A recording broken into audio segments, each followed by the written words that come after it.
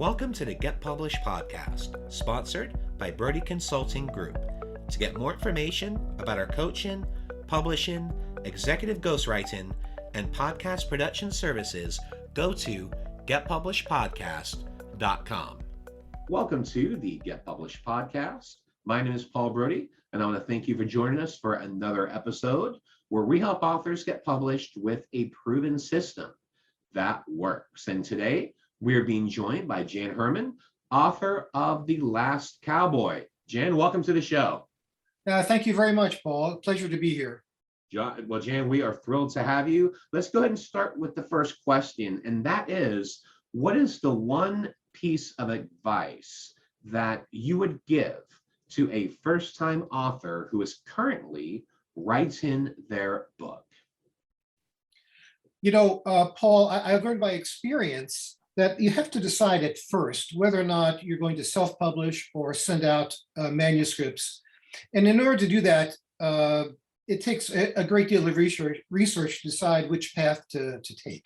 And I think that, you know, for me personally, I was 67 when I wrote my book and didn't have the patience to do the research and send out 100 manuscripts, hoping that perhaps one might be accepted somewhere. So I chose the self-publishing route. And again, that required a great deal of research to find the right fit, because there are many folks who do this and get lost in the system, as I understand it. You know, there are a lot of impersonal types of self-publishing companies. And fortunately, I chose one that was very personal and flexible. And that was Telemachus Press. And I've been working with Steve Himes at Telemachus for, now a year almost. And he's been great. And he's been very flexible and very helpful in both the publishing and even helping a little bit, giving me some clues, although he doesn't do this himself, in terms of aftermarket advertising. Got it. And then tell us a little bit more about your book, The Last Cowboy. Well, it's, I would say, a unconventional Western of historical fiction. It takes place in West Texas, San Francisco, and Morocco. And so it's not a typical Western because of the major scenes that take place in Morocco. It's also a romance between an unlikely pair that comes together quite well, I thought. And I've taken themes from many of the movies that I watched as a kid, and also as an adult post-retirement, looking for something to do, watching these movies over again. So I incorporated some of the concepts and quotes that I enjoyed so much from these movies and made them my own. So it's a Western, it's an adventure novel, it's a romance, and hopefully inflected with some humor.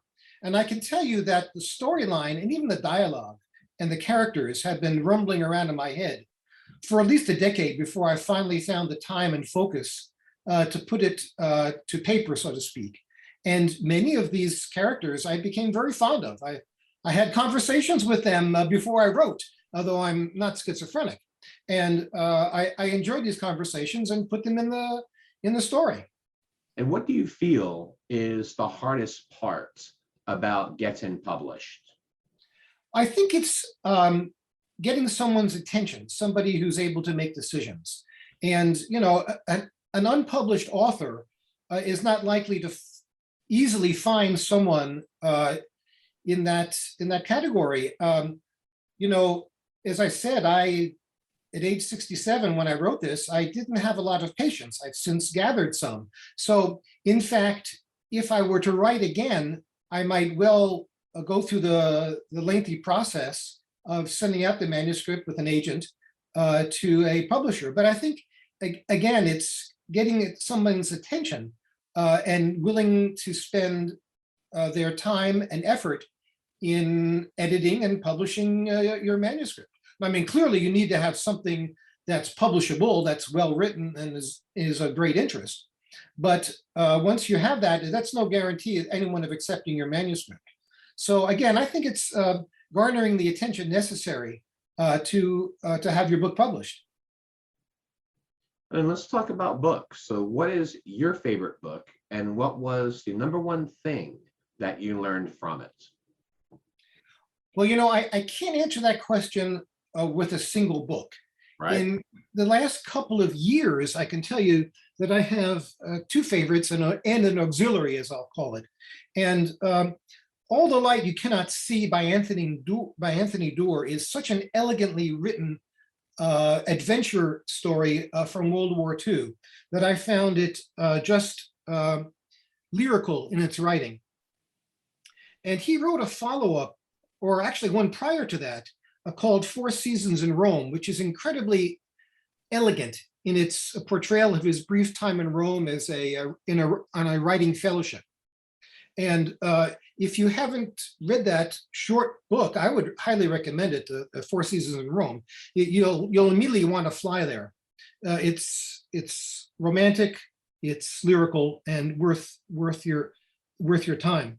The other book that I read that was incredibly engrossing was The Nightingale by Kristen Hanna. And this is once again another World War II adventure story set in France, just as All the Light You Cannot See was. And it's a page turner, incredibly exciting.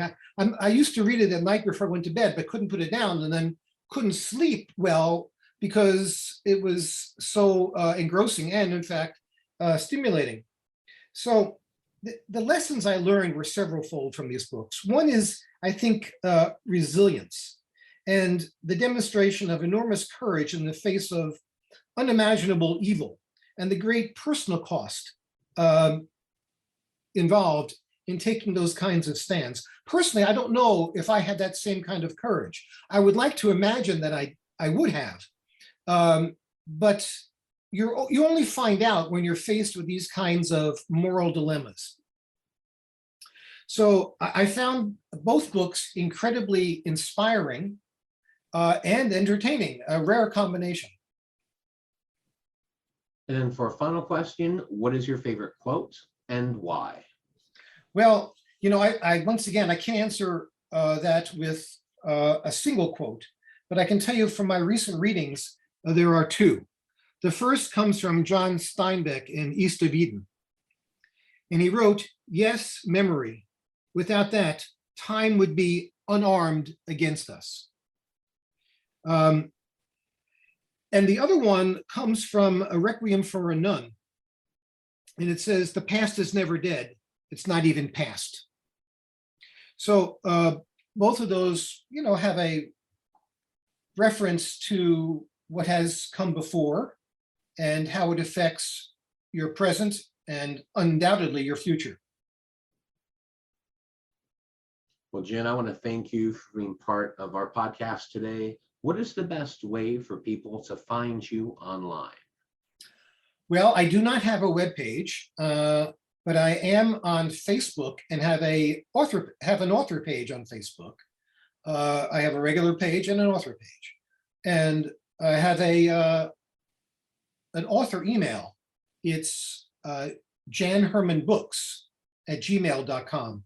JanHerrmanBooks@gmail.com. Well, Jan, thank you once again for being part of our podcast, and I wish you all the best in your author journey ahead. Well, Paul, thank you so much for having me today. It's been a pleasure speaking with you. Thanks again for joining us today. To learn more about how to get your book published with a proven system that works, grab a free copy of my book at getpublishedpodcast.com.